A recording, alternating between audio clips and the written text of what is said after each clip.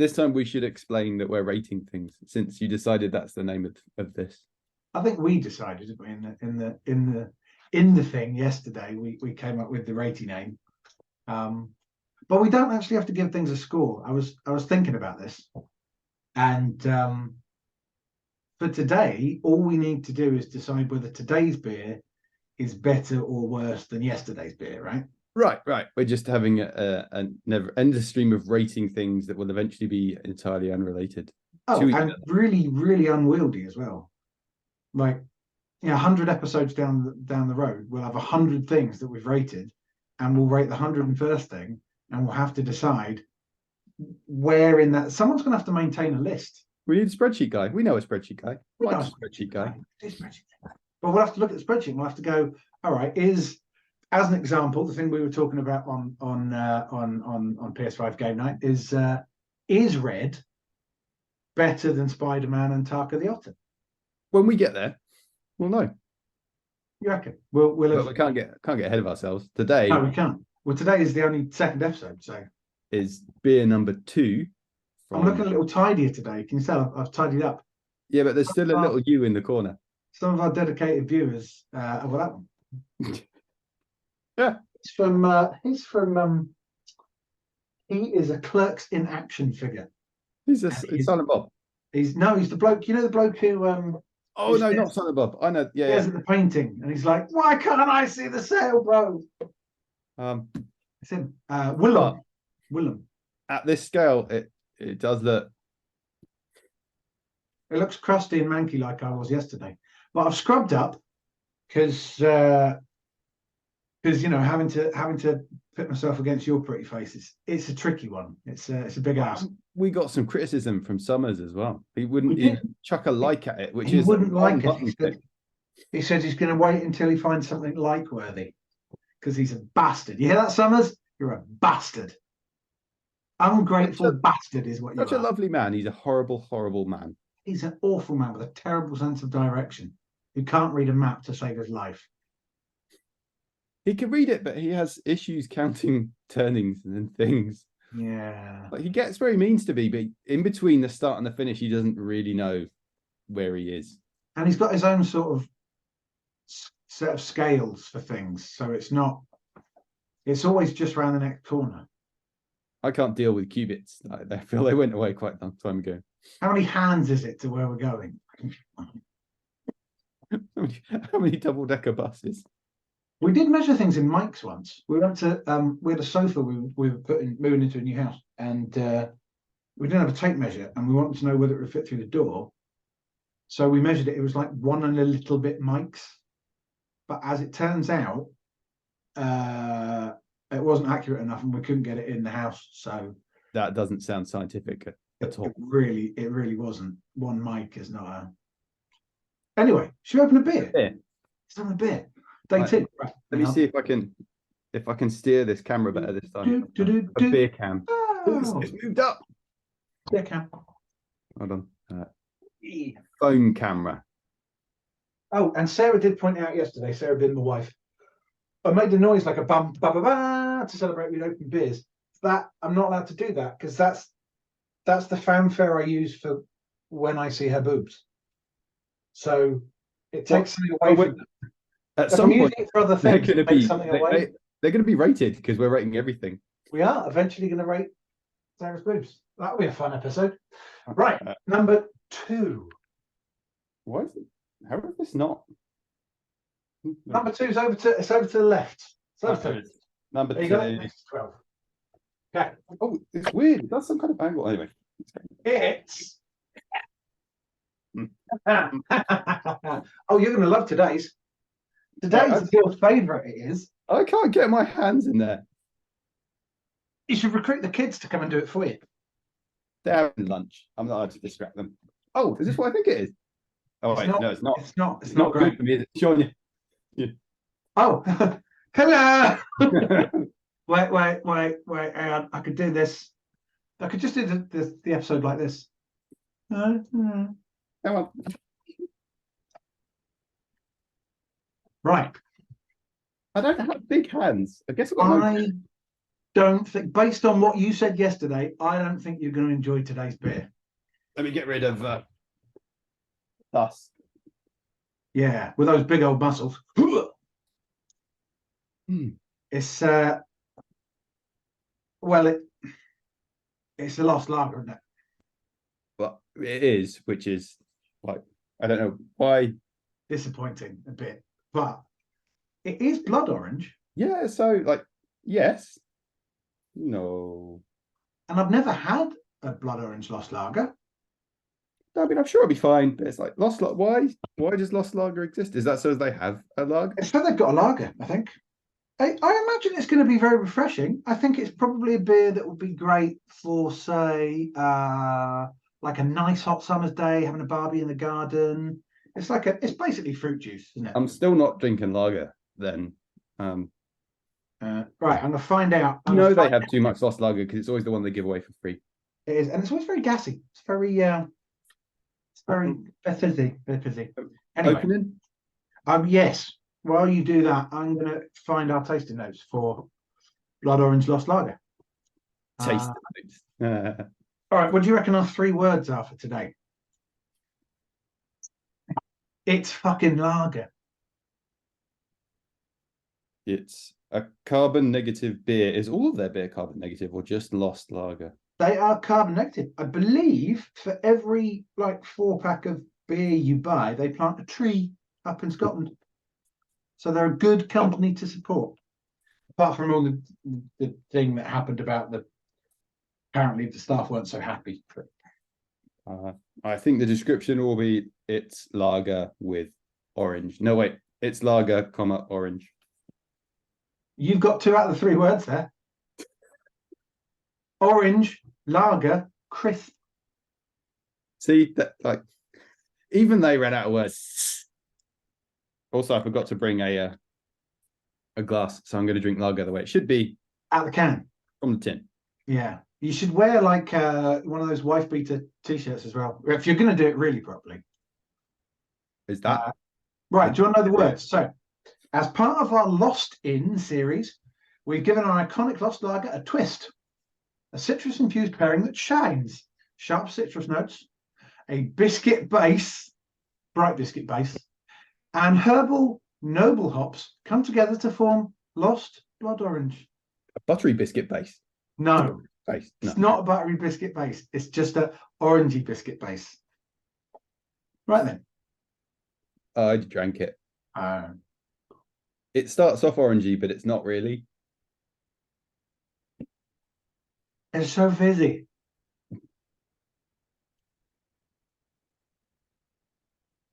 It's like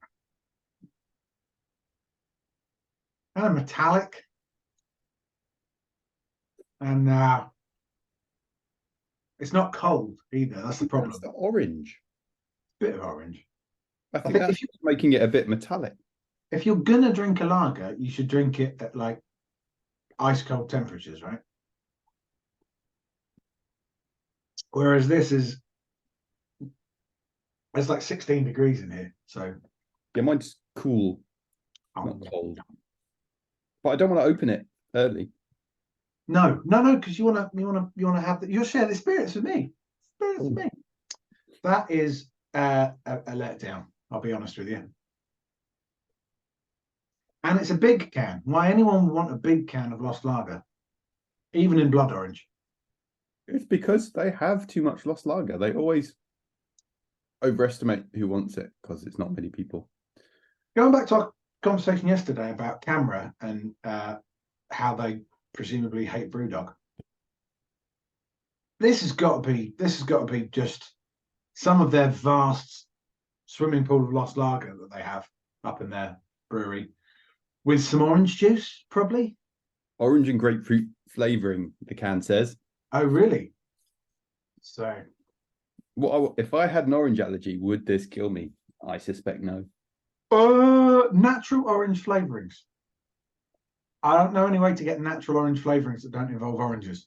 Why wouldn't you just say orange?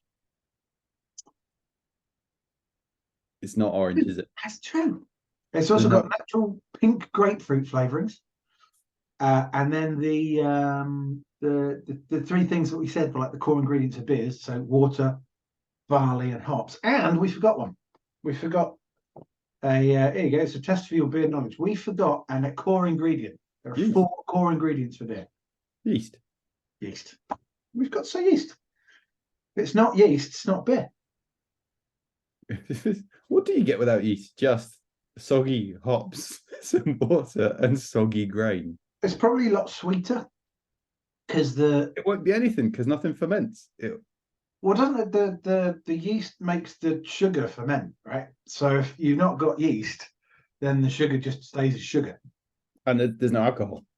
No, it would not be a beer.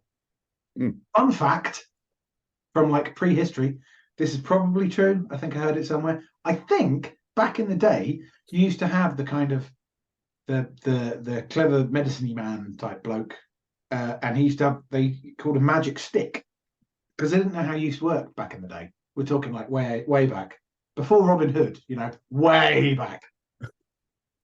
This doesn't sound particularly great. And you had your thing that you'd made, right, which is all your beer ingredients. You whacked it all in your cauldron, I don't know, and you're making your beer, and it's not beery because you didn't know about yeast because you were, as I said, pre-Robin Hood, and so you had your magic medicine man. He came around and he had his stick. He had his magic stick, right, and he put his magic stick in your vat of proto beer, and then like say some abracadabras, magic words kind of thing, and then go off all enigmatically back into the woods, and your cauldron of not beer would turn into beer because there was like fermented yeasty crap, like the wood had started going manky, so it had the yeasty bits in it.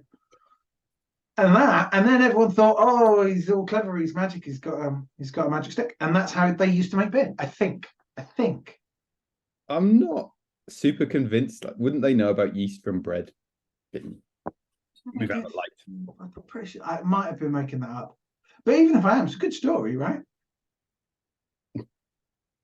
And as we've established, it came in the pre-Robin Hood period of history. Yeah, right, but they still made bread, and they must have known about yeast. Although it does, I don't know where yeast comes from. Is yeast like a fungus? It is, but where do we get it from? Space. It's from space. I'm gonna Google it. Oh, yeast first. Another story that I'm pretty sure is 100% true. Yeast first came to this planet on a meteorite. It landed here, and at that point, we were all, as a civilization, like dead brainy, and we built pyramids and stuff, and we were really clever because we'd like invented all the things. But then yeast came down, and it was sent here by an alien race who wanted to conquer us, and the yeast made us invent libaceous substances, and we got all like boozed up, and then forgot how to make things like the pyramids. But then the aliens forgot to come down because they had the yeast as well. They're all boozed up. We had bread. Is this now a very odd conspiracy channel? It might be. The sun is chasing me, edge around. Mm. Yeast. Yeast. Blah blah blah. Yeast is one of the earliest domesticated organisms. Oh. What are some other domesticated organisms, Carl? I'm still learning where yeast comes from. Are cats domesticated organisms? I guess. What came between yeast and cats? Probably not much because this is talking a lot about Egyptians and they like cats too. So it went yeast, cats, budgerigars? I'm still reading. I'm trying to figure out where it comes from. Told you, it's space. Space yeast. Not space. It's totally space yeast. The planet Marmite. This has got very in detail. But where do I? This isn't growing on me at all. Yeast. How do we make yeast? Do we make yeast? You don't think you can make yeast, can you? Isn't it something that just is? Well, you can make it from spuds.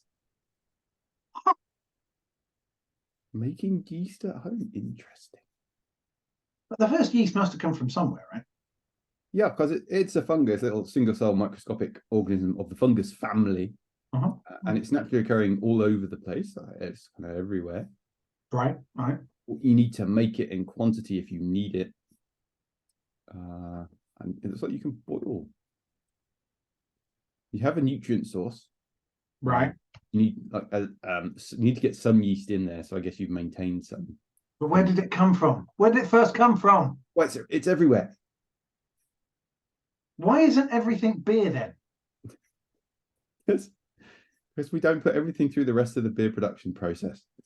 Following on logically from this, I think yeast, we invented yeast and then we invented cats, right? That's what I learned from Brooklyn Nine-Nine though is the guy has the starter, right? Right. That where did the starter come from? Oil starter. Well, yeah, but where? From one single yeast. So I know from doing the Guinness brewery tour, right? They used the same yeast every time they made a batch of Guinness. They scooped off a bit of the yeast, and that's what they used for the start for the yeast for the next one, right? All right. So where did their yeast first come from? Where did the first yeast? We need to track this back. We need to. This is turned a bit mystery. Today we're learning about yeast. Also, if you haven't got any yeast but you want to make beer, can you just dunk your cat in it? Is that what we're saying? Yes. You can use all domesticated organisms to make beer. I don't think it will work, but I don't know. And I Do cats contain yeast? The original yeast came from natural contaminants in flour. And like fungusy bits in flour. Yeah, what this says is probably some people were making bread and some yeasts fermented before baking, and that made the bread better. I guess it made it rise and stuff. So they were making some little flatbreads, some little naans, some chapatis, little but yeast unleavened bread. Is that what unleavened means? Unleavened, yeah. But yeast is everywhere. It's on you right now. Really? Mm-hmm.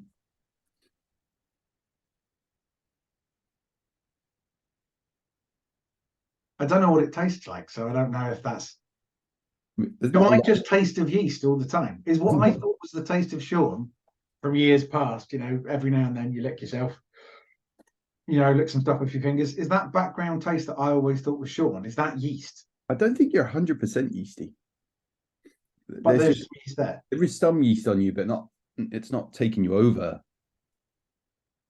So I can dunk my finger into something, and then sometime later it's beery. Yes, although probably there was other bacteria and stuff in there that will infect your beer. Gotcha. So dunking your finger in it is not a reliable way of boozing up beer. No, but if yeast is everywhere, returning to the cat comment, then yes, in theory, there is a chance we can make beer from the yeast that lives on the cats. Just dunk the cat in. Yeah. Tail, you hold the tail. Here's your modern magic club stick. Yeah. Yeasty stick. You could brand it as some kind of, there's probably a pun involving cats and beer, right? The beer, cat. No, it's not coming to me. They make beer for dogs, don't they? Yeah, dog beer. Doesn't it kill dogs? I thought everything killed dogs. That was fun. I think chocolate kills dogs.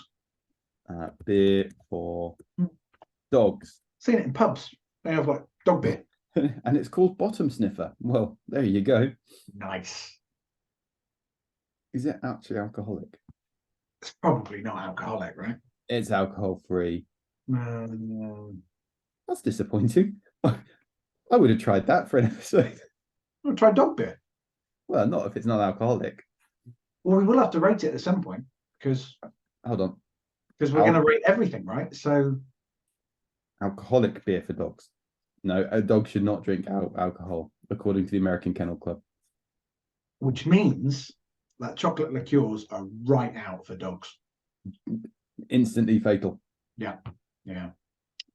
If your dog accidentally drinks beer with a higher alcohol content, then your dog is much more likely to experience the negative effects of alcohol consumption, Isn't that the same for everyone? such as having a good time. Yeah, that's if you drink really boozy beer, you're more likely to get the bad stuff from boozy beer.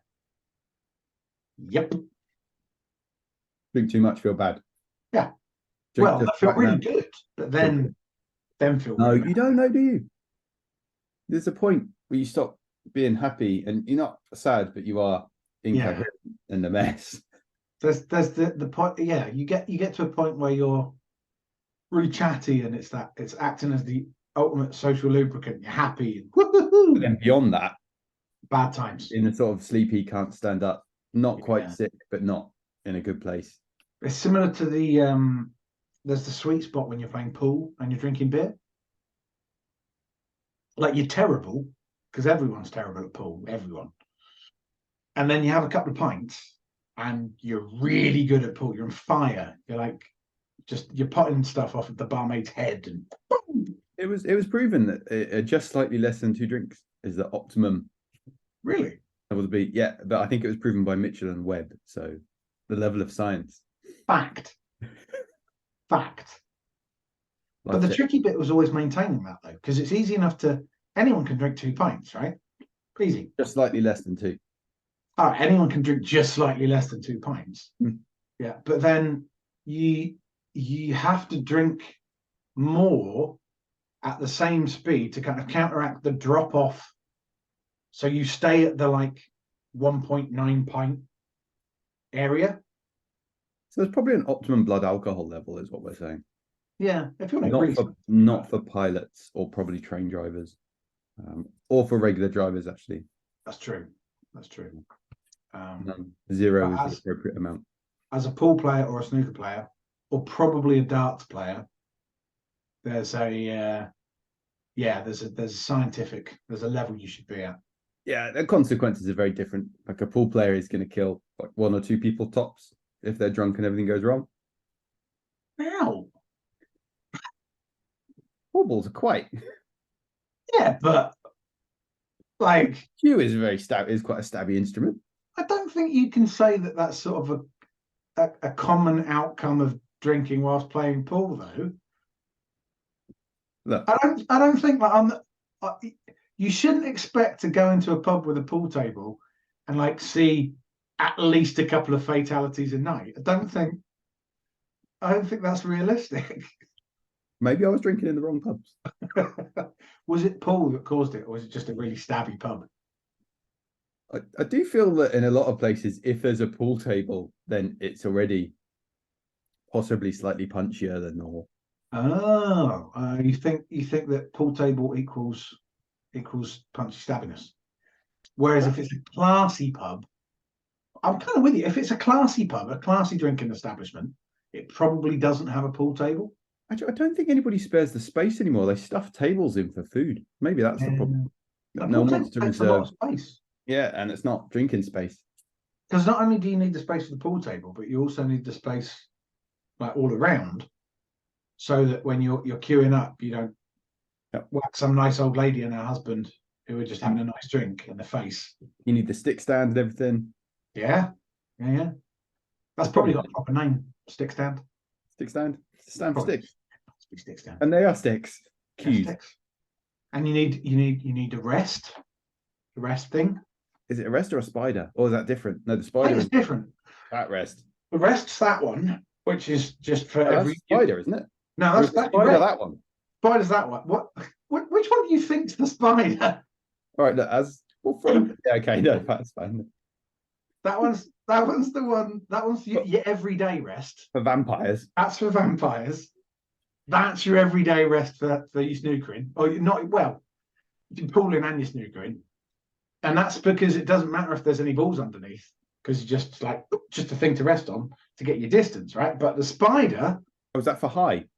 That's so you can have a ball, because it's actually like that, isn't it? So you can have a ball in the middle of your spider, and then you're resting like over the top of a ball. If I've gone to the spider or the rest, then I'm missing anyway. Like, I don't know why I'm bothering.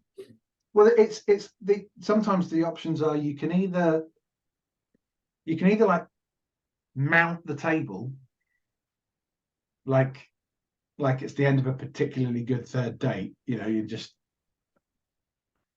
and the table you're really vibing. Or you can use a rest. And arguably mounting the table looks cooler. It does look cooler. Although sometimes you can't like mount all the way to the opposite corner. No. Well, maybe with a pool table. Because they're not actually that big, really. Yeah, but you need to get your hand, like you're not. Oh, I suppose, yeah, you have to get your reach for your. Yeah. Without knocking anything like in the way. Yeah. If there's more stuff in the way, it's tricky. Or there's the cool shot. That have you ever seen someone in a pub do the behind the back? So it's because right up against the cushion, and you can't get the angle to get across the cushion. So you stick the cue behind your back, and you do like a. No, I don't think there's ever a practical reason to do that. That's just trying to look cool. I've definitely seen it happen, but it might have been in films. In what way could that ever be easier than doing it in front of you? Well, I think it's probably more for snooker. So if you're playing pool, imagine you've got like you're stood at the end of a pool table and you're looking at the pool table, right? And on your right, so you're right-handed. So you're what hand am I? You're right-handed. So you just get that again. This one's grasping the shaft, and this one's just up playing with the tip. But where you're looking at the pool table, you've got like the cue ball is right up against the cushion on your right, and then the ball you want to pot, red ball, Frankie Dink, is also on the cushion, but further up, and you're trying to put it in the top pocket, right? But it's far enough away, because we're talking snooker table, big long snooker table, right? That you can't just lean in from the end you're on and go, doop. It's like right down the other end. And you can't lean across the snooker table because it's bloody massive. So you could use a rest to like get your distance up the pool table, or you could stand like just down from your ball on the cushion and stick the pool cue behind your back and give it a bit of the old. But why can't you just turn around and do it? Because you'd be doing it the wrong hand. Then you'd be doing it left-handed. That's got to be easier than doing it behind your back. But there must be ambidextrous snooker and pool players, absolutely. But I suppose if you're a forehand specialist, like in tennis, you get people who are forehand backhand. So so if that's what you do, then maybe that's the best way to get it in. Snooker would be much more fun if they shouted when they hit the ball. What, like 4? That's golf. We were just talking about tennis. Oh, well, they don't really shout. They grunt, don't they, in tennis? Yeah. So every time they hit a ball, or if it's ladies snooker, which you very rarely see, it would be because they always go very overboard in tennis. Especially who was the squeaky Russian, the small squeaky Russian lady? And every time she hit the ball, your microphone can't handle that noise. No. Is that better? I think we should end this call because it's at 35 minutes. Yeah. And we can leave with the memory of excited small Russian tennis players. So in terms of rating, I'm rating this as lower than the beer we drank yesterday. Yeah. Which was arcade made? It's arcade made. Unless the next can we open up is just literally a can of Sick. I imagine this one's going to stay quite a long way down, right? Could be a nasty candy marshmallow one. Or we're going to have some problems there, though, because I like those. I'm a fan of the sweetie-based beers, whereas... It'd be interesting. We should open quicker then and not get to 15 minutes on the clock before we start drinking. Maybe. It's because we don't see each other very often. We've got a lot to talk about, Unless you're pretty face. I spent all weekend with you. Oh, yeah. Yeah, you're right. I'm bored of you. See you tomorrow. Bye-bye. Oh, bye.